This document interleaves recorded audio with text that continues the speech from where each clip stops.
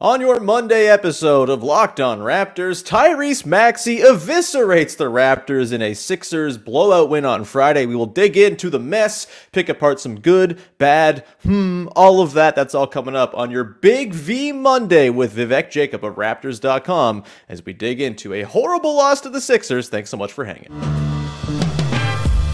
You are Locked On Raptors, your daily Toronto Raptors podcast, part of the Locked On Podcast Network, your team every day.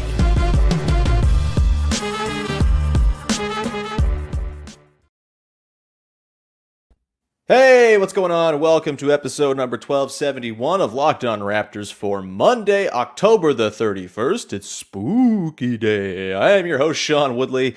I've been covering the Toronto Raptors now for 9 seasons for various platforms. You can subscribe to my Substack newsletter, Post Touches, which I've gone quiet on the last 2 weeks because I've been very busy. It's coming back this week. Don't worry.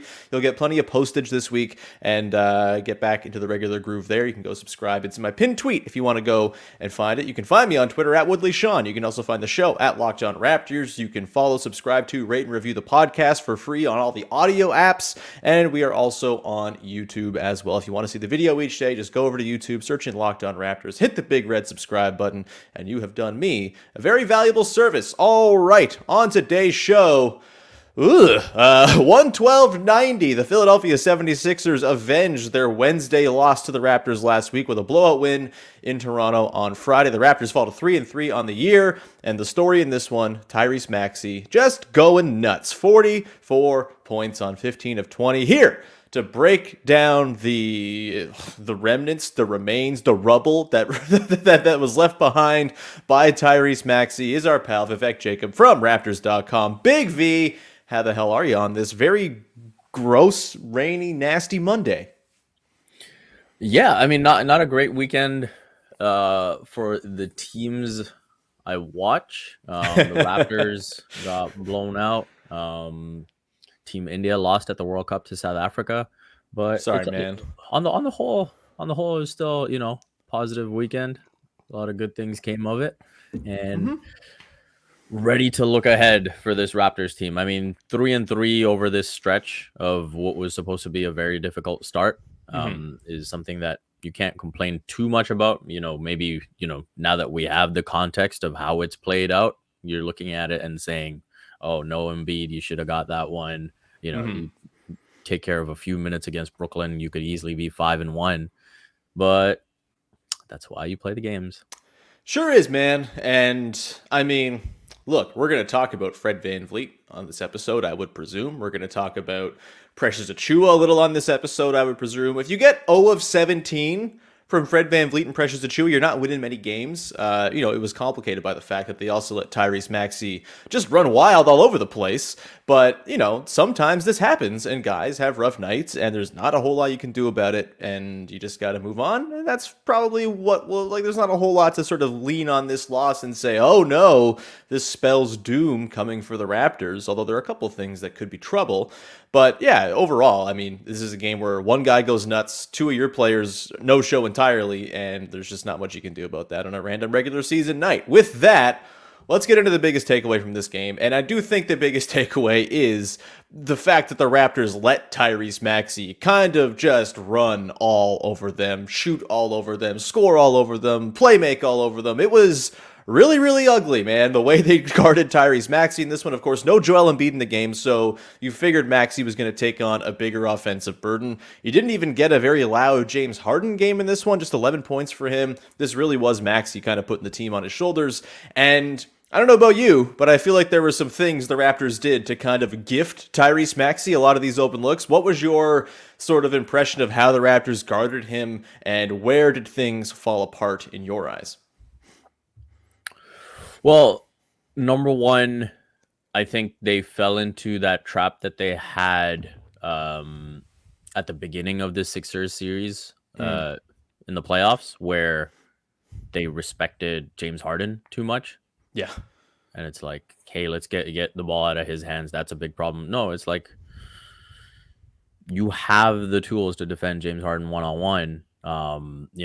Challenge him to be that guy. And I think maybe, on the surface, they're looking at James Harden putting up the numbers that he's putting up and saying, oh, James Harden might be back here. Yeah. And I still don't think the burst is quite there. So go ahead, defend him one-on-one. And I think greater respect could have been shown to Maxey in that regard. But beyond that, they also just did not defend very well at all. And like the number of open shots he got to start off, like I will, sort of concede that running hook shot that he has where he's going off the wrong foot. It's like he's coming at you so fast. I don't really like, unless you really get him on the catch, I think that momentum is tough to stop. Sure. So I'll concede that shot. But the other shots, I think you just got to defend better. There was miscommunication. There was, bad switching. Guys kind of were assuming almost different schemes on different plays. That was troubling. And so, overall, just a really, really rough first half. Third quarter, you felt like, oh, okay, they've turned it up. They only give up the 16 points, and it's like, okay, here's your momentum. But I thought it was a crucial stretch when Chris Boucher hits that 3 to cut it to 7. And then Pascal had the poor closeout, and they were able to get the easy bucket. Then Gary Trent, there's no way in that situation that you shouldn't be taking the last shot. And Trent Jr. ends up taking the shot early enough where the Sixers are able to push the ball. And now they get a 2-on-1. And so now you've got 5 points that completely nullifies the 3-point shot from Boucher that kind of gave you some momentum. And now you're down 11 going into the fourth. Yeah, it's tough, man. Like they did hang, right? Like there were certainly flourishes where it looked like OG and Pascal and Chris Boucher might keep them in this one. But yeah, when you just defend that lackadaisically against a guy who's that red hot, there's just not a whole lot that's going to happen. Like, and to your point, like I can forgive to some degree getting blown by Tyrese Maxey. There might not be a better blow-by guy in the NBA right now. He's extremely fast. The first step is ridiculous. And if you set a screen for him, just the amount of work you got to do to make up that ground in such a short amount of time is very difficult. So, look, that's going to happen. We'll talk about the maybe concerns with faster guards in a sec here, but the bigger thing for me was just like losing Tyrese Maxey off the ball as he's in the midst of a 10 of 10 first half. Like, what is happening there? There was one possession where Precious Achiuwa just kind of like forgot about him as he was on the low block and he just seeped to the corner and all of a sudden it's a wide open 3. There was a miscommunicated switch with Fred, which was weird to see because Fred rarely messes that kind of stuff up, and he ended up leaving him open on the left wing. Just way too many instances of a dude who is destroying you just getting lost. And I guess that's part of, it's a little bit of a symptom of the way the Raptors play defense, right? Like there's a lot of rotation, there's a lot of stuff to account for, and a little jitterbug guard who can kind of move around, relocate the way Tyrese Maxey can is liable to get lost in the mix sometimes, and that's something you got to try to clear up. That said, the on-ball defense wasn't good either. There were blow-bys for basically everybody at various points of the game. Fred, he talked about after the game really not having a whole lot of pop. We saw it in the jump shot for sure, but on defense, I thought it was just as, if not more apparent. And like Gary Trent Jr., man, doesn't stand a chance when Maxey's got him one-on-one. It is painful. So let me ask you, Big V. We've seen Donovan Mitchell cook the Raptors so far this season in the opener. Of course, they won that game, but he had himself a night. We've seen Tyler Hero have a good game against the Raptors or two, and now we've seen Tyrese Maxey have a 30-point game and a 44-point game. The Raptors play Trae Young tonight. The fast guards thing is not going away anytime soon. We talked about this in the postseason last year. We talked about this in the regular season last year, how, oftentimes fast guards were kind of their big bugaboo. Are you concerned that we've seen that carry over to this season? Do you think that could be something that kind of is a threat to their defense all season long? Or are there ways you think they can kind of touch up the way they guard these slippery guards? It's a threat for sure. I think that when you look at the backcourt as a whole between Fred VanVleet and Gary Trent Jr., there's not, genuine speed there. And so I think you have to look at it as a combination of those two players. And then it's like you're trying to sort of rebalance the defensive matchups from there, right? And so you mentioned Trae Young. We've seen OG Anunoby have that matchup before and do very well. We saw in this game Pascal Siakam get some possessions on Tyrese Maxey. And so when you're forced to look at those other solutions, that's, I think to this point, we can say that's one weakness of Fred VanVleet. And again, it's a combination. It's a weakness for Gary Trent Jr. as well, right? They both have an inability to do it. And so you're looking for these other solutions. So that point of attack defense, you look at the way they're able to, guys like Maxey, Trae Young, are able to, free themselves, I would say, is a bit troubling. But I also think you have to execute to really, really learn, to really, really figure out how badly you need a solution, right? Like if you can execute properly, then that's when you have those stretches where OG looks great because everyone else behind that is doing what they're supposed to do, right? And so when you get away from Fred VanVleet being the matchup, when you get away from Gary Trent Jr. being the matchup, right? If those two also excel in those other matchups, then everything can fall into place. And so I think that's where the problem was in this game. It was like nothing fell into place. Yeah, it was disarray all over the place for sure. And look, I do think there are some solutions the Raptors can use in these spots, right? Like, I think obviously OG is kind of their ace in the hole. You don't want to have OG chasing around a Tyrese Maxey or a Trae Young all game long because of all the other great defensive stuff he does, but that that's a thing he can do. I also think I've been pretty encouraged by Scotty Barnes' on-ball stuff so far this season. He looks a little bit less, overzealous. He's not kind of getting in the grill of dudes and getting blown by super easily. An on his game Precious Achiuwa is kind of an excellent answer for these guys too, because he is fast enough to stay in front of them. He is super mobile. And honestly, if you're talking about arguments for starting Precious over Gary Trent Jr., which is kind of cool as the season started because Precious hasn't looked consistently all that great. He's had moments here and there, but I do think, the argument for starting that small ball lineup is, it's not small ball, the big ball lineup with Precious as your center. The argument there is, okay, you get one more defensive liability off the floor. You're just kind of impenetrable across the board. You can switch everything essentially. And, you can cover up for Fred's perhaps moments of slowness here and there. It's tricky though. Like Maxey's good. Trae Young's really good. I'm excited to see what it looks like with Trae Young tonight. I don't know if the off-ball stuff will have to be, will rear its ugly head again because Trae Young's not shooting off ball at all, even with DeJounte Murray in town, taking the same number essentially of catch and shoots as he did last year, about one per game. So it's going to be a lot of him on the ball, and they've shown they can handle that reasonably well, especially with OG. We'll see though, because it is certainly something to keep an eye on here. If they can kind of figure out a way to handle these fast guards, it's going to go a long way to preventing them from having nights like they had on Friday, where Maxey just kind of goes loose and is just a nightmare to deal with. The last thing that should be said about Maxey is since the Harden trade, he is averaging over 20 points a game on 64% true shooting. So he's really good. He's very good. Also, when he's on the floor, maybe just like spam actions that put him in screens and, try to get switches because he's a stinky ass defender still. You got to try to play him off the floor in those situations if you can. Not that they're going to take him off, but make it so it's a difficult bargain for Doc Rivers to make to have him out there because Pascal Siakam's sizing him up and backing him down time and time again.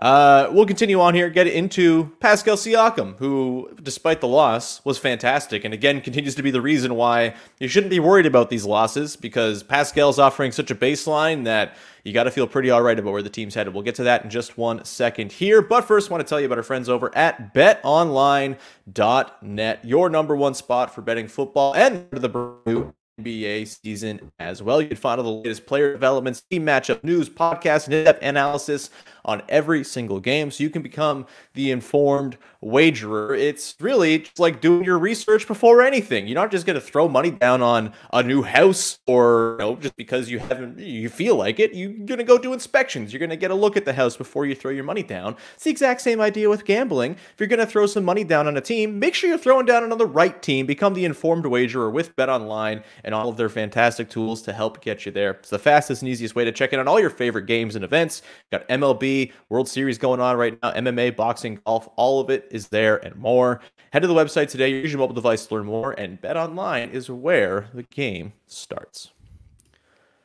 All right, we continue on here with your first listener of the day with Big V, Vivek Jacob from Raptors.com for a classic Big V Monday episode. We love Big V Monday. All right, Big V. Pascal Siakam, we should talk about him. 26, 10 and 6 in this one, a 9 of 15 overall. He continues to be incredible. He is one of 3 players in the NBA averaging 25, 7 and 7. The other 2 are LeBron James and Luka Doncic. That's the territory he's been in to start this year. It's been awesome. We should probably just wax a little on his game on Friday night and sort of the idea that him playing like this, just kind of being this baseline of consistency, even in losses, I feel like that makes it so any loss isn't all that painful, right? Because you kind of know there's this baseline that Pascal's going to provide. What were your impressions of his game on Friday night? 9 of 15. He gets to the line 9 times again. He's been doing that with great consistency so far. Overall impressions of a big night from Pascal, even in a losing effort.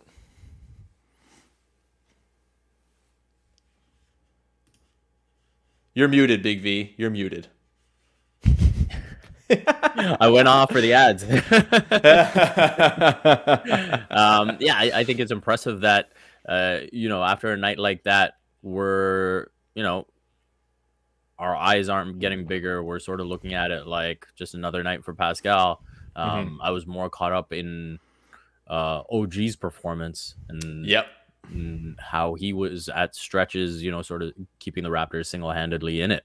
And Pascal, I think he's already established that this is kind of par for the course now. And we know, especially against Philly, he puts up some monster numbers. And you know who else he puts up big numbers against? Atlanta, watch out. So, yeah, I'm really impressed with the way he's playing right now. And you could see even just watching the game during timeouts, like as they're struggling through that first half, like he's really pushing them to try and take it up a notch. And, those are the things that he continues to add to, his overall leadership, his demeanor on the court. He said he wants to be more of a killer this season. You're seeing that he's recognizing stretches where, he knows he needs to take over. He needs to be the assertive one. And those are the things that I find really encouraging this season. Obviously that big turnaround fade he hit against Miami. Those are the things you want to see from your 1A guy. And so Pascal is honestly playing amazing basketball, and there's really not much to criticize. Maybe a little bit with the free throw shooting, but we'll see that come along, I'm sure. 7 and 9, that's a step forward, I think. Yeah. It's better than the 65% he's been hovering around to start the year. I mean, there was the one element that kind of got away from him. That was 5 turnovers against the Sixers. Any alarm there, or is it just kind of a weird sloppy game? It did seem like a lot of it was not necessarily the product of bad process. It was just sort of that one got booted away, or maybe an ill-timed pass here and there. Anything, because obviously we're going to maintain an eye on that, because that is kind of the last step of becoming a super duper star. Is, are you an excellent playmaker, and do you take care of the ball? And I think for the most part he's been fantastic in that regard. But 5 turnovers on Friday. Any alarm there, or just a random bad night in that department? No alarm for me. I thought the Raptors as a whole were really, really bad in transition, especially for the standard that they've set. And so some of those turnovers that you saw in transition, you just don't associate with the team nor him. And so I assume that, that'll be the last we see of it until, you get those random off nights in an 82 game season. So, I don't look at that as any kind of alarm. And so, yeah, I think, he brought up the 5 turnovers after the game as well and sort of put that on himself. And I think as a whole, that was just something that the team struggled with. So I'm not concerned by that. Yeah, I'm with you there. Where they did struggle, of course, was in getting contributions beyond, I would say, Pascal, OG. And I think Scotty Barnes was pretty good, even though 7 shots. I wish he would have more attempts than that in a game, considering how he was firing away from downtown. Still, I thought it was a pretty good Scotty game. But after that, you got a nice run from Chris Boucher off the bench, as you kind of expect, because he's an awesome bench player. But the depth, obviously, when you have Fred shooting the way he did, an off night for Trent, you kind of are depending on some guys to pop from deeper in the bench. We saw Nick Nurse go briefly to stretches of Malachi Flynn and Thad Young even before garbage time. Not very long stretches, not very successful or fruitful stretches, but early season, we're seeing the kind of evolution of how those second units are going to look. I kind of felt like they found a pretty good sweet spot on Wednesday in that game against the Sixers that they won, even though they only went kind of 8 deep. And, I guess there was a little Banton mixed in there, but for the most part, it was sort of the Koloko, Boucher, Precious trio being paired with starters. Any thoughts on the way Nick Nurse managed the bench in this one, and any guys who you maybe like to see more or less of as we still kind of test the waters and see kind of who's bringing what in the early going here? Yeah, I had no issues with who Nick turned to. He's explained that he views Thad as, a situational guy now, and obviously Otto Porter can't come back soon enough. Please, Otto, please. Congrats on the baby, though. Yeah, amazing. Congratulations to him. And look forward to having him back and knocking down some 3 balls for this bench unit. That's the thing, right? Like, they had 0 points in the first half. You can't have that from your bench. You need those contributions. And Precious, again, you can't have like these amazing highs of 22 rebounds and a double mixed in with like literally just like zeros across the board, right? So I think he's got to be better with his consistency. That's a big challenge to him. I think any conversation about him entering that starting lineup, like, I think the challenge has to be for him to earn it and sure. Absolutely make that case that he is among the best 5 players on this team, which I don't think at this current moment with his lack of consistency can be said. And so I hope he continues to take on that challenge and plays better as the season goes on. Besides that, like, I think potentially there might be some more minutes for Thad. I'd like to think, especially like situations where you see the Raptors struggle so much with a zone defense, and his ability to find players. And that being said, there was 0 movement against the zone in this game. Like, that was so frustrating. Like, the lack of cutting, the lack of ball movement, like side to side. Like, get guys moving, get those defenders moving, thinking that's how you break the zone. And like that sort of 1-2 dribbles is like, oh, I can't get into the paint, and then just stagnant offense where now you're forced to settle for threes. And that's the thing. Some people were like, oh, why are the Raptors taking threes instead of like getting into the paint? It was like there was such a lack of intensity with which they attacked the paint, whether it was off ball through cuts or whether it was with the ball. And so then you're forced to settle. And so I think that's something where, Thad has a bit of that Marc Gasol, right? Where if he's got the ball in his hands, guys are like, okay, let's move. You know what I mean? Totally. Especially Boucher, like that combo really started to get some simpatico going last year. And we haven't really seen them play much together at all this year because Boucher missed the games Thad was playing in. And so I think that's something that Nick might need to look at. Yeah, I mean, you spoiled my bad in the good, the bad, and the coming up later, the way they attack the zone. Really, really bad stuff. We'll get into that a little bit more in just 1 second here, Big V. Before we do that, however, want to just remind people that you can go check out Locked On Leafs every day on your favorite podcast apps, as the Leafs are making their way around the West Coast right now. Dave and Mike over at Locked On Leafs doing a great job making sense of it all as they weather a pretty inconsistent early season. But what do you expect? It's the Leafs. Everyone's going to be mad in their first couple of weeks. They'll probably even out. Either way, Mike and Dave making sense of it all. Go listen to Locked On Leafs wherever you get your podcasts and on YouTube. All right, Big V, it's the good, the bad, and the segment that the people simply can't get enough of. We're each going to run through a thing we liked, a thing we didn't like, and a thing that's got us interested after the game against the Sixers. We will begin with the good, and I will defer to you. What you got, Big V? What is your good from Friday night? My good is OG.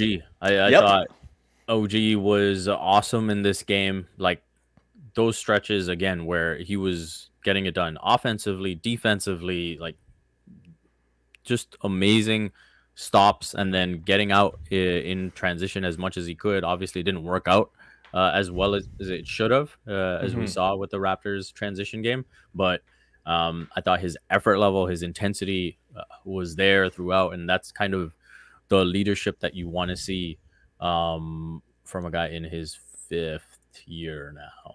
6th? He's been around a long time. Yeah, he's a wizened old man at this point. Yeah.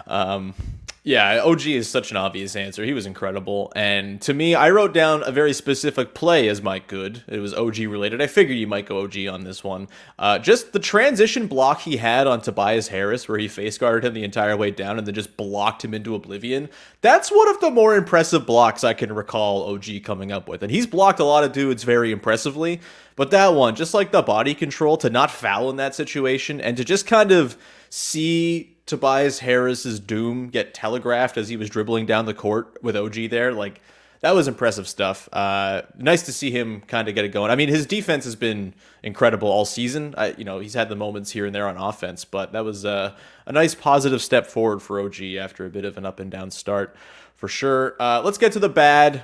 And we already kind of talked about it for me. I'm going to go with the zone busting. Just, again, when you get a rough night shooting from Fred, 0 of 11, when you get Precious, who was often out there against those zones going 0 of 6, and what did he shoot from downtown? I had it here. He was not good. He was 0 of 3, and then you get Trent going 2 of 7. Like, it's going to be tough to bust open those zones just relying on threes. Other previous games, maybe they do get by with it. They have gotten by with it against the zone because they've just been bombing threes away, but bit of a crash back to earth in this one. They're not going to shoot like they did all the time. They're not going to be 23% all the time, but it's not going to be 44% all the time either. And they need to come up with some better solutions, I think. I did think that I enjoyed the moments where Scotty Barnes was in the middle of the floor in the zone. A few instances here and there. I think that's where his one assist came from, was on a pass, I want to say, to Gary in the zone. He just has such good vision there, and there's a lot you can do off of. It's kind of like a souped-up version of what you were just talking about with Thad Young, right? Like, he's just so... he sees things develop before anybody else does, and I think that's a valuable thing to have in the middle of the floor. He can survey the whole floor. I like him when he's working in the middle of the zone there. Guy who I don't like in the zone is Precious Achiuwa. And I almost wonder if you just take him off the floor when a team zones up against you, because he really does not really, like, again, the whole theory, I want to say it's Patrick Redford from Defector who concocted the concept of knowing where to stand being an extremely valuable thing in NBA basketball. And Precious Achiuwa, for the most part, I think mostly knows where to stand. In a zone, I don't think he has any idea where to stand. I don't think he knows really what he's doing. He just kind of gets in the way a whole lot. What are your thoughts on the way Precious in particular performed against the zone in this one? Because I felt like when he was out there, it was just causing them all sorts of problems and discombobulation. Yeah, I think you've made some good points. He's also shooting 23% from 3. So yeah, it's not like he's helping from the outside. Yeah, I think there is, how do I want to word this?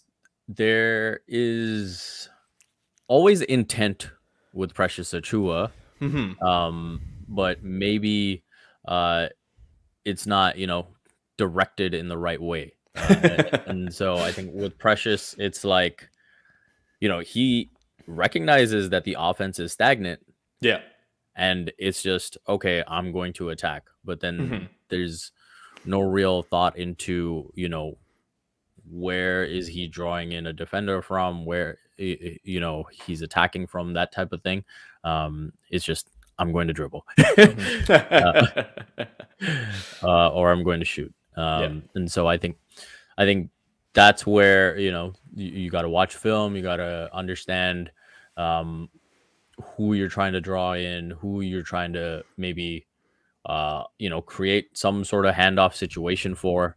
And that can get the ball moving, that can get players moving. And so I think a bit more, purpose to his intent would be good. Yeah. In terms of my bad, you've touched on Fred VanVleet's shooting, so I'll leave that off the table. I will go with Nick Nurse. I think that he had a poor game. I think he didn't really have a game plan for this team. I think he showed James Harden too much respect, and we've seen him get outcoached by Doc Rivers before, and he got outcoached in this one, I thought. And yeah, again, we are seeing these stretches where he can be, I don't want to say stubborn, but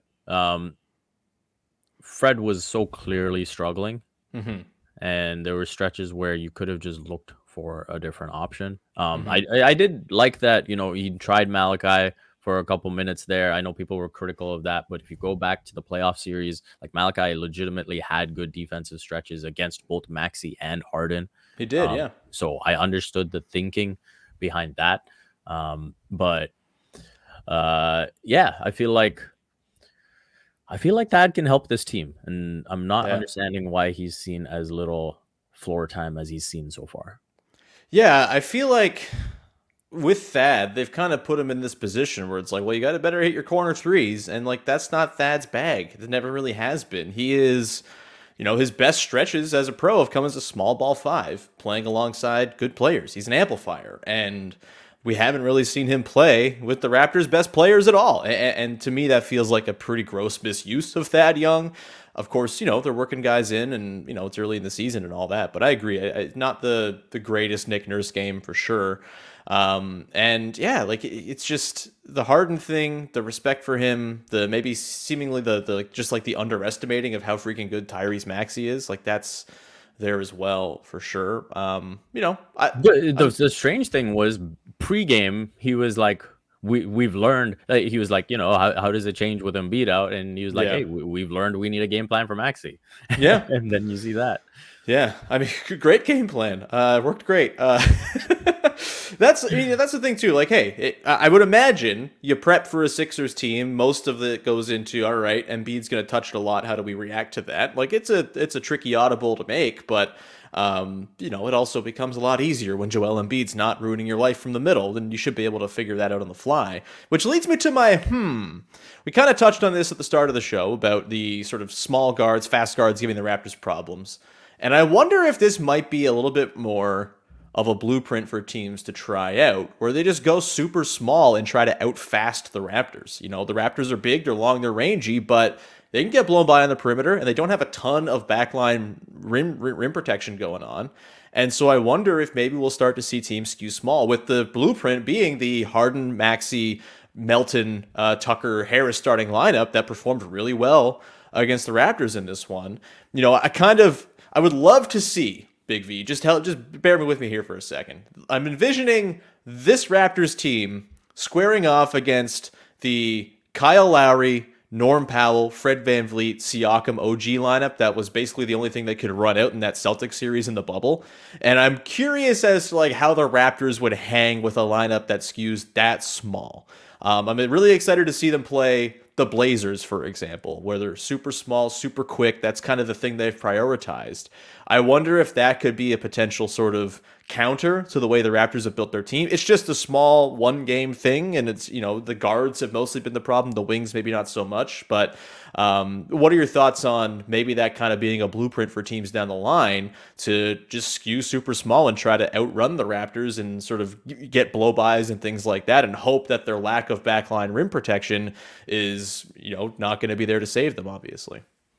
Yeah, I think that's a great point that you've made, right? Like, what was the adjustment from Doc Rivers going to be to replace Embiid? And he puts DeAnthony Melton in the starting lineup, and it's like, hey, Hmm. we're going to get another guy who can handle the ball in there, really get into spaces on the perimeter and attack, and create some movement off of that, create some open shots off of that, and you could see the Raptors struggle with that. And Hmm. so uh, I think that's a really good point. How the Raptors handle that defensively is going to be interesting, and we'll see how many teams sort of catch on to that, latch on to that, and say, Hmm. "Hey, this is what we're going to throw at them." Hmm. And I mean, they had the horses to overcome that too, right? Like their wings can guard smalls. Yeah, We've seen it before. It's just when things kind of break down at the point of attack, you're kind of in scramble mode. And for a team that's already in scramble mode to be in more scramble mode, that's trouble for sure. What is your from this game? my is going to be. We're going to get a little into the grains here. I'm going Hmm. to. There was a little play where Gary Trent Jr. flashed to the nail against the zone and Hmm. got off a jumper, and the Raptors never really went to that again.